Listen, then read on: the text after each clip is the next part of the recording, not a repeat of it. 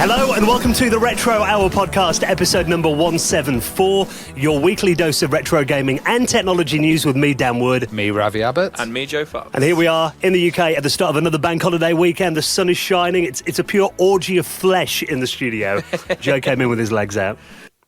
We've got a brilliant show this week as well now because, we've all been all over the place. The other afternoon, actually, I interviewed our guest this week on my own. He's a really interesting guy, William Anderson. Now, he runs a company called Awaken Games today, but in the past, he's worked for some incredible companies, Virgin Games, that's really where he made his name.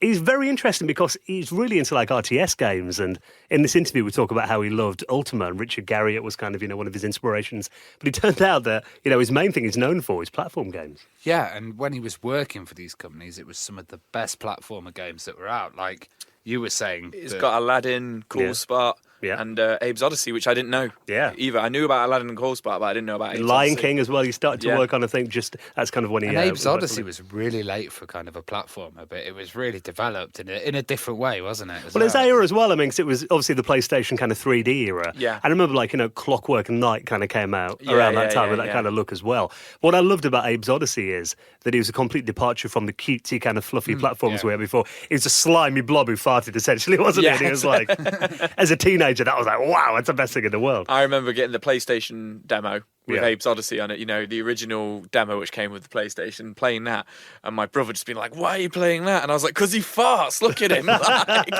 It does not get better than this. Yeah. And Cool Spot as well. That was a real commercial one as well, wasn't it? Because that was Cool Spot was the 7-Up.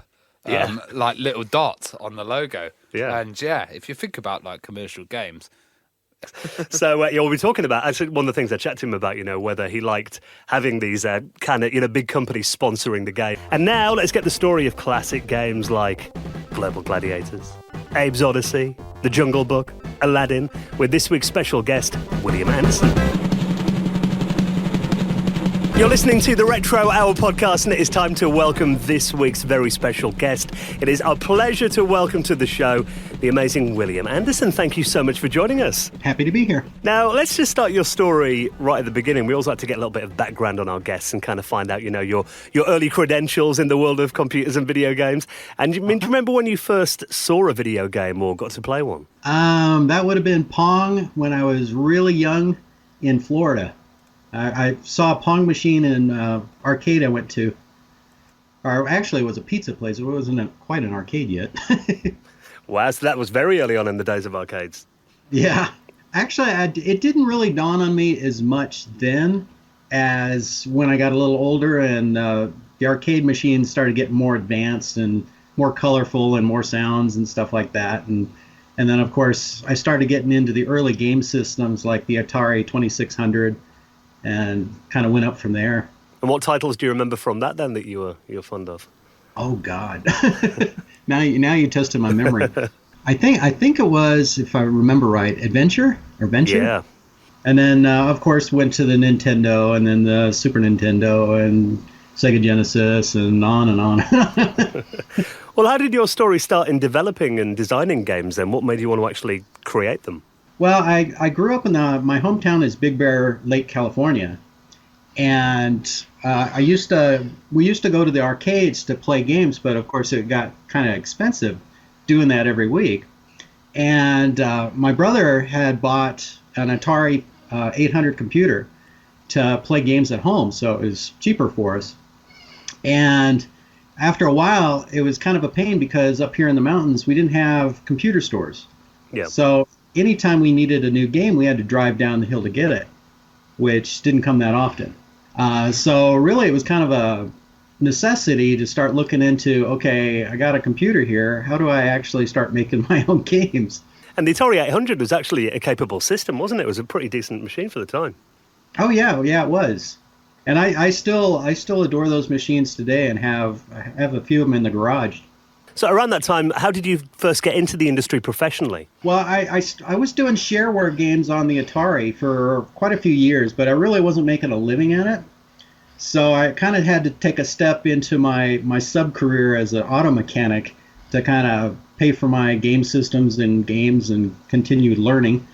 And during that time, it was late 80s, And I was working on an RPG game design called The Wizard's Eye. And I knew a Virgin from the magazines, the gaming magazines I was following at the time. And I didn't have time to program it or do the art for it, but I had time to write up the documentation, do the level designs and stuff like that on paper. Mm-hmm. And then just for chance, I piled everything together and mailed it off to Irvine, to Virgin Games. And I said, here's what I got for doing this strategy game. I'd like to come program it and create it for you. And about 2 months later, I get a phone call saying, we'd like you to come down and talk to us about working for us. Must have been amazing when you got that call then. Yeah, I was quite surprised because I had been turned down by a bunch of people up to that point. And actually, it was Richard Garrett at Sierra Online, or not Sierra Online, but Origin Systems, who had convinced me to stick to it because I was getting kind of discouraged at the time that I was putting in all this effort to break into gaming and it still wasn't working. And I sent Richard Garrett some of my games, and he'd said, it may take a while, but just stick to it. And about 3 or 4 months later, I sent my design off to Virgin, and everything kind of went from there. Well, those games you were making, strategy RPG games, I imagine they were a lot complex and a lot more time intensive to create than, games like platformers, for example. Well, exactly, and that kind of brought up the funny conversation when I got to Virgin Games is when I came there to interview, I thought, I was going to talk to him about doing the Wizard's Eye for him that I'd sent him. And when I got into the director's office, I saw my design Bible sitting on the floor, and I was like, well, that might not be a good sign. And he goes, well, what do you feel about designing a platform game, an action platform game? And I looked at him and I said, well, I've played them, but I've never designed one before. And he reached down on the floor and brought up my design Bible, and he says, anybody that put this much effort into a design can easily design a platform game. Yeah, platform would be a breeze after what you've worked on. Yeah. You did mention Richard Garriott as well. Were you playing games like Ultima and stuff like that? Oh, yeah.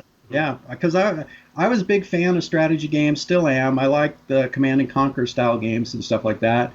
And unfortunately, I never got a chance to actually work on one for a company, but that's always been my passion. But I kind of once I got a reputation of doing platform games, I kind of got stuck in that rut. Well, what was the first game you worked on at Virgin when you got there? Well, actually, it was Cool Spot. When I got hired to work on Cool Spot, but the license was tied up between 7-Up and the marketing company who came up with the Cool Spot character.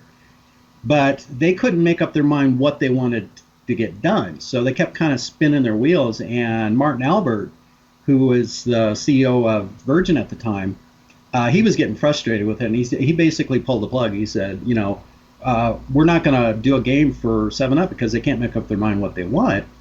And my whole team got shifted over to doing Global Gladiators. And so Global Gladiators actually ended up being the first game published out of there that I worked on. Also at Virgin, you did level design for the Double Dragon game on the handheld, the Game Gear as well, didn't you? Yeah, I did a couple of the combat rooms for it. I thought it was a pretty cool system, and they had a pretty interesting level design tool at the time. And at the time I was working there, when that came about, I was already senior game designer for the studio. We had other designers, but I would kind of float around from project to project as things were needed. And they just wanted a little bit of diversity in some of the combat rooms for that game they were working on. So they asked if I'd step in and do a couple level designs. The thing about those systems I remember is, the Atari Lynx as well was another one around that time that I was impressed by. But I remember you couldn't play them for very long before your battery ran out, though. You'd end up just plugging them into the wall, which kind of defeats the object, I guess. Yeah. And the other thing about that system, too, was all of my level designs were 3 screens wide because there really wasn't memory for anything more than that. Yeah, it was essentially a portable master system, wasn't it, really, the Game Gear? Oh, yeah. And if you've seen some of the level designs I did for like Aladdin and Cool Spot and other games, they were massive. My level designs for those on paper literally filled up the wall of the studio. Well, with Global Gladiators and then Cool Spot as well, I mean, obviously you had these big companies behind them with Global Gladiators, McDonald's, obviously, and Cool Spot was, the mascot for 7-Up, like you mentioned. What do you think of the idea of these, like, big corporations backing these projects? It's kind of a mixed blessing because when I was working for Virgin, we had earned such a good reputation with licensors that they stood out of our way when it came time to doing games. They knew we knew how to make hit games, so they weren't going to mess with us. They just said, this is our license, this is when we need it done, and we had a reputation of making sure it happened in the time scale that they needed. And so we didn't really have a problem.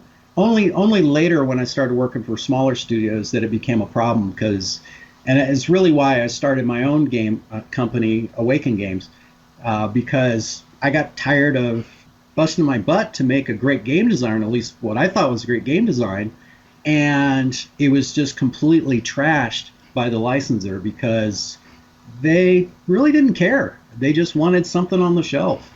Yeah, I guess back then they probably weren't too clued up on video games. Did they kind of look at it as just like, another brand, like it could be a toy on a shelf or something like that? Was that as far as their understanding went? Yeah, in some ways it was kind of like a publicity stunt or just something else to get money for. But the funny thing is we were told by 7-Up that we made Cool Spot more recognizable to the public than their commercials ever did. Yeah. He was a cool character, though. He lived up to his name. Oh, yeah. And it was the first game that we'd actually worked on at Virgin Games that we employed Disney-style animation, where we were actually bringing in people who were traditionally Disney kind of trained to do the animations for our games. Yeah, 'cause I had that game on the Commodore Amiga actually when it came out, and I do remember being really impressed at that kind of almost like a flat three-dimensional look, if that makes sense. But you had those textures and stunning backgrounds as well, and the animation was very, very fluid on it too. I mean, was that a lot to cram into, like cartridge space and hardware limitations? Oh yeah, and actually, during the development of Cool Spot and then onto Jungle Book and then Aladdin, we had a special programmer dedicated to making a tool that would take our sprites and optimize them into the smallest possible memory footprint. And you even had parallax background scrolling in there as well, and stuff like the bubbles floating with the background, I remember too. I mean, was there any kind of tricks that you had to employ to get these effects in the game? Oh yeah. And we also discovered it was kind of a video glitch with the Sega Genesis that was only being exploited by Sega at the time for doing kind of artificial glass, because the Sega doesn't have a transparency like that. But the way the Genesis works is if you space white lines 1 pixel apart from each other, you can get a glass effect. But what we discovered at Virgin is if you put 2 different colors together with that same effect, you could get a color bleed, which would give you more colors on the Sega Genesis than technically you were supposed to have. That's why the games coming out of Virgin actually look more colorful than what other developers were producing at the time. And if you actually look at the sprite sheets for like Jungle Book, Cool Spot, Aladdin, you'll see there's actually these bands of lines in the artwork that look kind of weird, but if you take into consideration that bleeding effect that the Genesis does, it explains why we're getting more colors than we should be getting. And it really did help with that kind of, the authentic animation look. It made them look like, there could be cartoons on TV. Exactly. Well, we actually, for Aladdin, we actually did start off with Disney animations, and Mike Deeks, our lead animator, actually flew to Florida to work with the animation team who worked on Aladdin to produce the animations we needed for the game, and then we had to reduce them down. But unfortunately, at the time, the technology for shrinking things down wasn't the best, so a lot of quality was kind of lost. So our art team at Virgin had to take each of the sprites and clean them up a lot to get them into the game and get them back looking the way they should. Well, as well as a visual look, I mean, the sound effects and the music was also really high quality as well. I remember, playing Cool Spot, I remember there's so much in that game. What was kind of the approach to that then? Was that, again, to try and make these like cartoons almost? Well, anytime we dealt with the Disney products, we wanted to follow as close to what the original movie was as possible. So really, that was their starting point: is what was the movie, and then kind of making the sounds from there. And the ending of Cool Spot was a bit of a unique one. I remember you had to take a picture of the screen and then send it in to get like a grand prize. I mean, did anyone ever win that prize? Do you know? I don't really know. But I just remember that when we finished up, 7-Up was so happy. They sent us like phones and action figures and T-shirts and coffee mugs. And well, I remember playing the old Activision games, and to get your badge, because they had patches they would give you for high scores, and we had to take pictures of the screen with our high score and send them in to get our patches. Well, when you're making a game like this, it's got these high, quality animations and sound effects and everything. Was it important to implement a design Bible, and was the process of storyboarding and designing quite complex? Most of the design documents that we did at Virgin Games were mainly for licensor approval. Like they produced the design Bible for Aladdin, and then I was asked to do one big level design. And then that was submitted to Disney for licensing approval. And once they looked at that, everything was kind of a go from them. And then we would use the Bible as far as knowing, what level was here, there, and so on in transitions. But the design Bibles we had were nothing compared to some of the design Bibles I've done since. Well, around that time in the early 90s, I mean, that was really, one of the golden age for platform games, really. Around that time, I mean, there was a lot of innovation and good design that we saw, and everyone was aiming for, like, the next big thing. I mean, can you kind of remember any other platformers that you were looking at around that time that you thought really pushed new ideas? Well, I was looking at Blackthorn from Interplay, and that was one I liked. And then, of course, Heart of the Alien was one of my favorites. I just like the cinematic flavor of it. I thought it was more focused on really having deep gameplay, where it was more you just kind of take your time, figure out where things are, and it was really learning from those games that I approached the design for Abe's Odyssey. Yeah, except we're very atmospheric as well. I remember, the prequel to that. It was called Another World over here. I think it was Out of This World. In American Flashback as well, I remember being very cinematic. Yeah, Flashback was another one, yeah. And then there was, of course, there was Heart of Darkness, which I got a copy of the demo disc at E3 for that game, and I had it on my desk almost religiously when I was designing Abe's Odyssey, because I thought that was going to be my main competition hitting the market. But that project kept getting delayed, and then Abe's Odyssey actually came out before it. Well, at what point did you meet Dave Perry and start working with him? Dave Perry came over for Global Gladiators, and that was his first project over there at Virgin. I mean, I learned so much from him because he had been in the industry a lot longer than I had, so he was more keen on, how to approach projects, and how to kind of organize your time and stuff like that. So he was kind of my mentor in the technical side of things. And we got along great, because he'd come to my office and he'd go, I got this wacky idea, like for Cool Spot. He comes to my office and he goes, Cool Spot rolls around, but I have it in my mind that there's a level where he rolls and he can break out of the roll, but if he stops, he'll go back into a roll. And I have no idea what the level is going to be or how it's going to be, but there's your mechanic. Give me a level design. See, I think even that, I mean, the fact that Cool Spot was literally just a little dot on a can of, soft drink, it was bringing that to life and giving him a personality and everything. That's it must have been quite a challenge, I guess. Oh yeah, but we had a really, really great art group, and they could make anything shine. Well, then obviously, I mean, we talked briefly a moment ago about these big Disney licenses, Jungle Book as well. I mean, that was huge. Obviously, one of Disney's biggest ever movies. Did they kind of have their own requests, and did everything have to be like meticulously checked by Disney? And how much involvement did they have, like day to day, on the game? Again, it wasn't much at all. But the weird thing about Jungle Book was when we finished up Cool Spot, we went on to doing Jungle Book. And I did like 4 or 5 level designs on that, and we were working on mechanics. And of course, that was another David Perry led project. And just after we got about that far along is when we got the contract to do Aladdin. And so they basically took all my designs, my design Bible, and basically said, well, we're going to send this to the UK to be finished.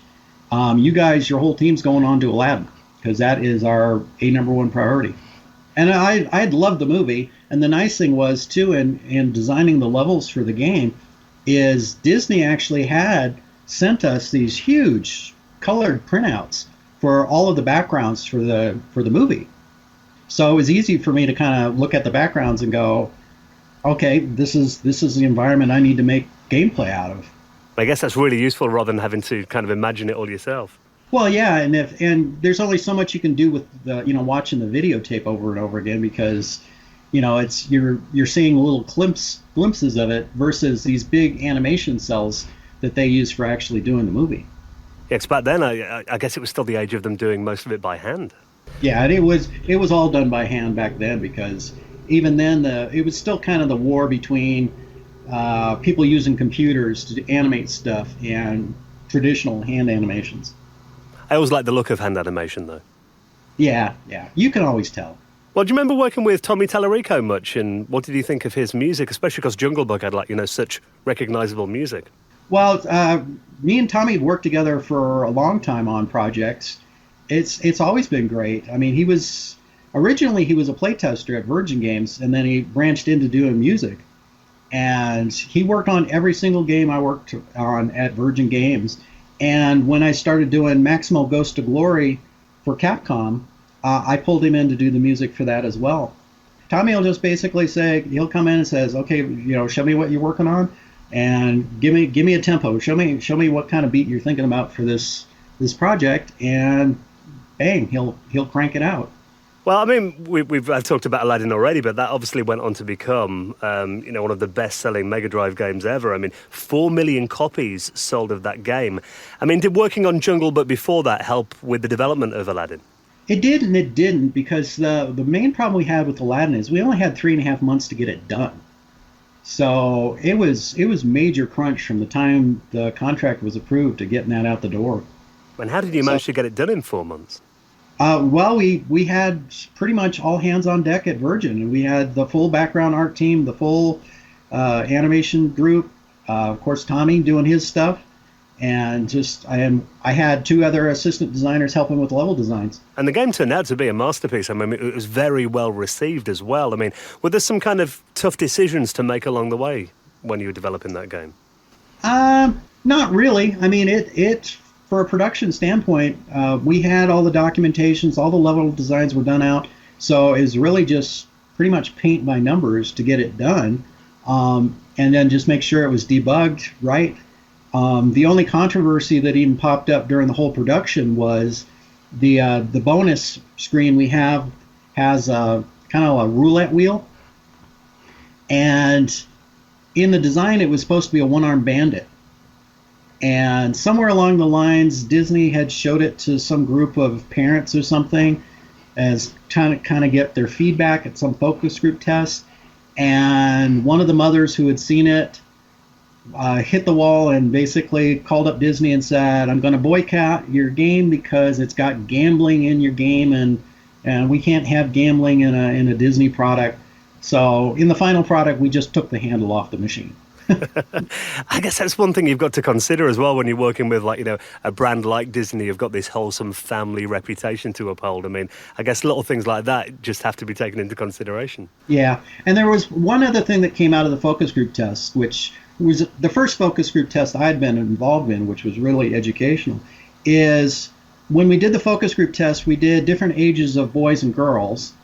And Disney really wanted a lot of the story in the game. So there was a lot of pop-up windows with dialogue text and stuff going on throughout the whole game. And what we found out in the focus group test was the boys would hit skip right away. They were going to skip. They didn't want to read nothing. They just wanted to play. And the girls, on the other hand, they would read every sentence. They were really into it. So what came out of the focus group test was we had to scale back the amount of text that was in the game, because there was a lot. And the movie had already been out. People already knew the story. So I think a lot of it was they just wanted to play. And it's nice to have the story, and some people will read it and some people won't, but I think it's going to be a button masher to get past it. Well, I mean, as if it wasn't, pressure enough to get Aladdin made in 4 months. I mean, Lion King came along next, and Disney wanted to launch the game at the same time as the home video release. And did that kind of pile the pressure on again? Well, I had actually left at the end of Aladdin. Yeah, because David Perry had left to form Shiny, and a lot of the team had followed him to do that. And I was kind of left there at Virgin Games, and they had kind of made me a teacher. Well, not kind of, did. And they were hiring story writers out of Hollywood and people who knew how to do scripts and stuff, but not traditionally trained game designers. And Virgin wanted to expand big time. So as the senior game designer for the studio, they had me teaching classes on how to design games. And that was not something I wanted to do at all. And when The Lion King came up, I was excited to go on to that project as the lead. And then I was told, no, you're not going to lead it. You're going to continue teaching. And we're going to let somebody else lead Lion King. So I was like, all right, well, time to move on. And that's a story, we hear so much from people who get brought into a company to do something and they're brilliant at it, but then for some, misguided management takes them off it and puts them into a department that they're not interested in. It's just strange. Yeah. And with most of my team already taken off to Shiny, it was kind of a lonely place. So it was kind of like, everybody that I was making all these hit games with were gone. And I wasn't going to go with Shiny, so it was like, what do I do? And then I got an offer from Spectrum Holobyte to go over to there and work for them. So I thought, oh, okay, I'll give that a try. Well, there was a rumor as well, I remember reading around the time that, around that point of Virgin, there was rumors of an Aladdin 2 design that was kind of had pre-rendered animations, a bit like Donkey Kong Country. I mean, did you know anything about that or have any involvement with that? No, there was no such thing. There we go, cleared up that rumor. Yeah, there was never any kind of plans for an Aladdin 2. If it was, it might have been bantered around on Disney's side, but nobody at Virgin talked about it. There was Cool Spot 2. That wasn't a game I really followed myself because after Cool Spot 1 was a real hit, I wanted to do the sequel of it and kind of expand upon the way it was. But the people at Virgin, the hierarchies, had gone to one of the game shows and they had seen an isometric game that they had fallen in love with. And they came back and said, well, we want Cool Spot 2 to be this isometric game. And I said, well, that's great, but I don't see that being the sequel to Cool Spot. If you want to do an isometric game with Cool Spot and call it something else, that's fine. But I still think we should strike while the iron's hot and do another sequel to the platformer. But I was overruled. I think you're right there, especially when you get one game and you like it, so you want to get the sequel. You kind of do expect more of the same thing, just improved, don't you? Yeah, and changing the play dynamics completely 180 was not something I was interested in. Around that time, there was a lot of changes in terms of game design, particularly when 3D, started to come in. And then moving to the PlayStation platform, do you remember the first time you saw the PlayStation and what you thought of it? I loved it because of its capabilities. I did Abe's Odyssey, that was on that platform as well. So it was nice to be able to use the capability of the cinematics with actual gameplay. Well, tell us how you got involved with the Abe's Odyssey project and working on the PlayStation. Well, I was working for a small studio called Alexandria Incorporated in Central California at the time. And I just wrapped up a game called Izzy for US Gold through them. Around that time, Sherry McKenna and Lauren Lanning came to Central California to meet with the owners of Alexandria. They introduced me to Sherry and Lauren and said that they were going to build a new game company and stuff, and they wanted to kind of show them Alexandria and kind of learn what was going on and kind of see if there was some synergy where Lauren and Sherry would produce the graphics and Alexandria would produce the code and put the game together. But that synergy never worked out. So they decided that they were going to create their own game company called Oddworld. And around that time, I was looking at what Alexandria was doing, and really they were having a big trouble finding another contract. And it looked like they might be closing their doors because if they can't get work in, we were in big trouble. So I kind of put the word out in the recruiter circle that, I was looking to move on. And Lauren and Sherry found out about it and said, hell no. So they contacted the venture capital company and said, no, we want him designing the gameplay for our product. And that's how I came to work on Abe's Odyssey. And the design of Abe himself, I mean, he was a departure from platform characters that we'd seen before. I mean, we had Furry Sonic the Hedgehog and Little Mario. Then this kind of slimy character came along that was a little bit gross. I mean, what was kind of the thinking behind his design? Well, all that stuff came from Lauren and his group. So that was already established before I kind of came into the mix. So I really didn't have a hand in that. My job was they came in and they wanted the gameplay, but they needed some common sense on how to do it because they wanted to make this 3D game, but 3D at the time wasn't capable of the quality of graphics Lauren and Sherry demanded. So what I proposed to them was, well, let's kind of do a hybrid here. We'll do the best rendered graphics we can off these SGI systems, and we'll put them into this platform game environment like Flashback, like Out of This World.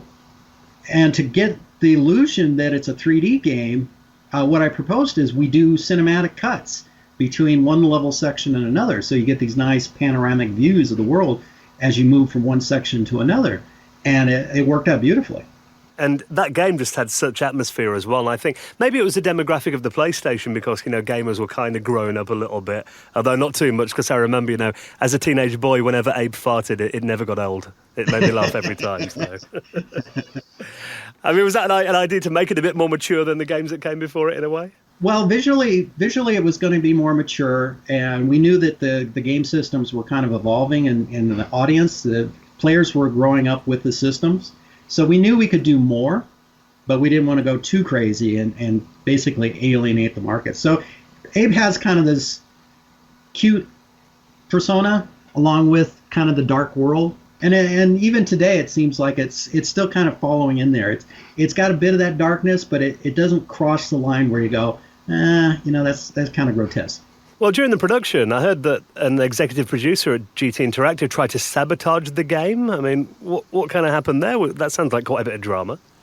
Well, yeah, there was a big problem with the way it was being marketed at the time because originally it was pitched to Sony, and I don't know the political dynamics of it, but there was something about Lauren trying to negotiate with Microsoft to kind of do it as a Microsoft exclusive.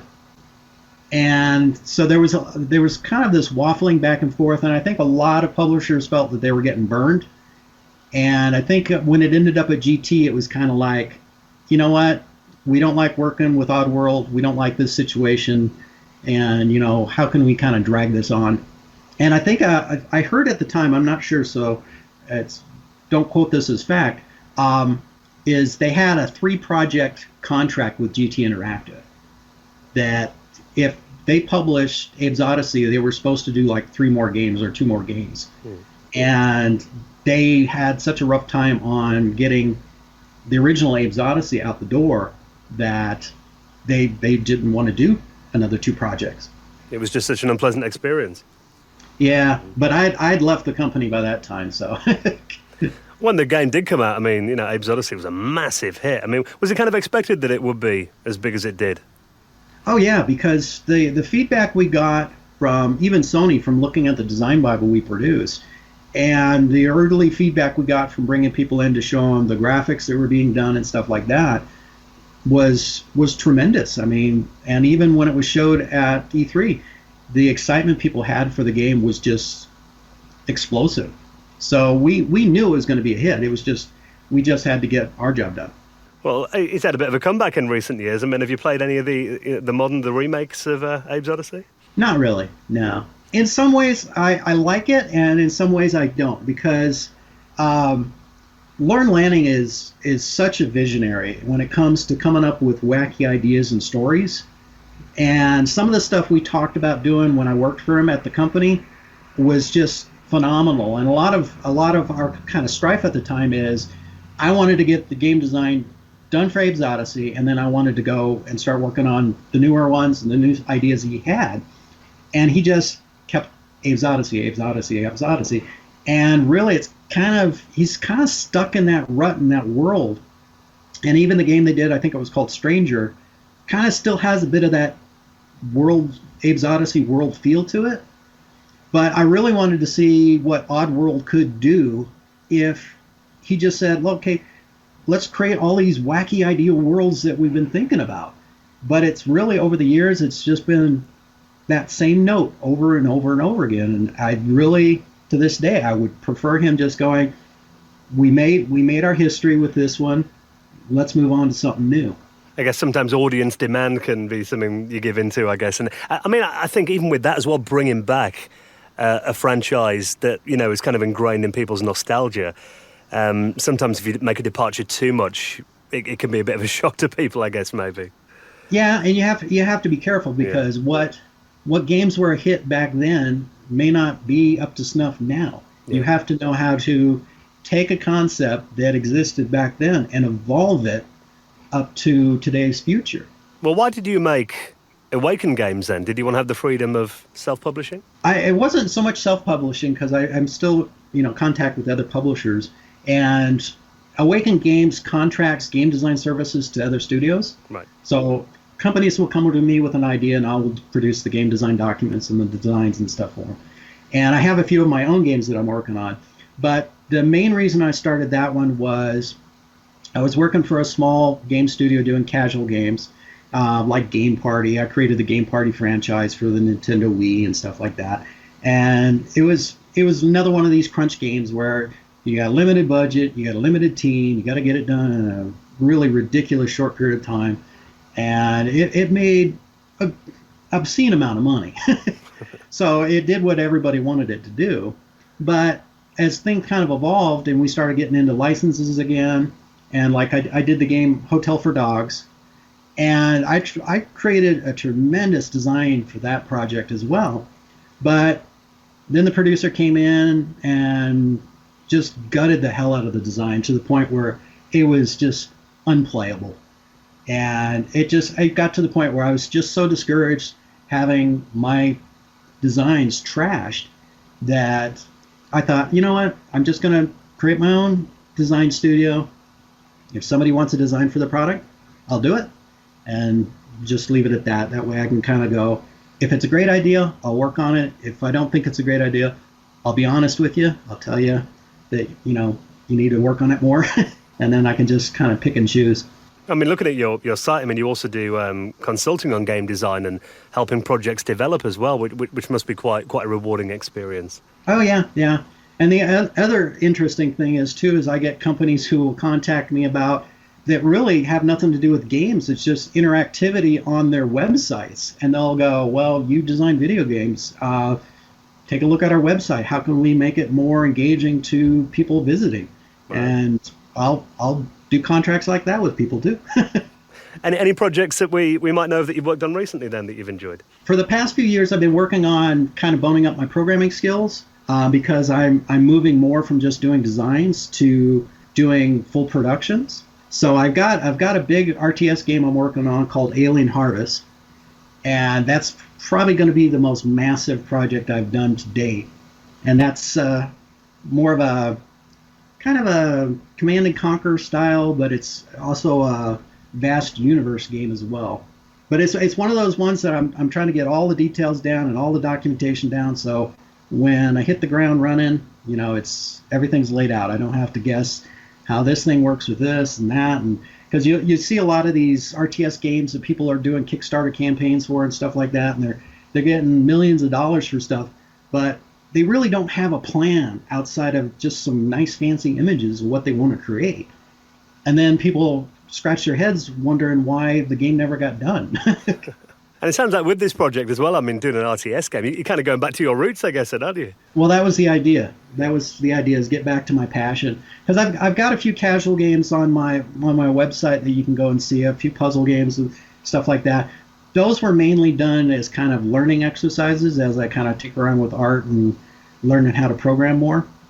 Because my programming background back with the Ataris was in 6502 assembly language, and So it was really, really hardcore programming back Yeah, then. banging the metal. Yeah, and nowadays, we've got tools. We've got Unity, we've got Unreal, and we could have only dreamed of tools like that when I was growing up. Yeah, it means games are a lot bigger now as well, though, doesn't it? A lot more in them. Oh yeah. Well, in retrospect, the games are getting simpler, but the market's gotten huger. Yeah. Because there's so many casual games. I forget what somebody was telling me, how many games were published on Steam per day or something like that, and it was some obscene number. Yeah, I think it's kind of cool because it's turned everybody into a gamer. It's like, even people say, I'm not into video games. And like you see them playing Candy Crush or something on the phone. You're like, well, you're playing a game there. Well, yeah, and the nice thing, I mean, the benefit, it has its pros and cons. The pros are we're seeing ideas come to video gaming that never would have seen the light of day before these tools came out, because they would have just been too difficult for people to afford the tools, to get the art together, to do all of this stuff. But now, kids in 12-year-old, 9-year-old, they can actually make their own games from their own imagination, and we can see it. The flip side of that is it has really starved the game industry market of money, because when Apple started putting games out at 99 cents, it's like, well, how can small developers compete with that? Because we can never sell enough games to pay a staff. So now you got EA and companies like that. They're the only ones that can really afford having big staff, and even they're struggling because unless they're focused on a AAA title, the games they're working on, it's going to go straight to mobile and Loot Crate and all this other stuff just to try and make a living. I guess that's why we see Call of Duty part 9,000 or something every year, isn't it? Oh yeah, because they're just going to milk it as long as it's paying the bills. Well, William, it's been wonderful getting your stories, and it's great that you've still got this passion for games as well. If people want to keep up to date with what you're up to, I mean, do you tweet? Do you have a website? What's the best place to find out? Yeah, you can find me at awakengames.com. Excellent. Well, I'll put that in our show notes as well. People want to check that out. Thank you so much for being our guest this week. It's been a pleasure talking to you. Yeah, great talking to you too.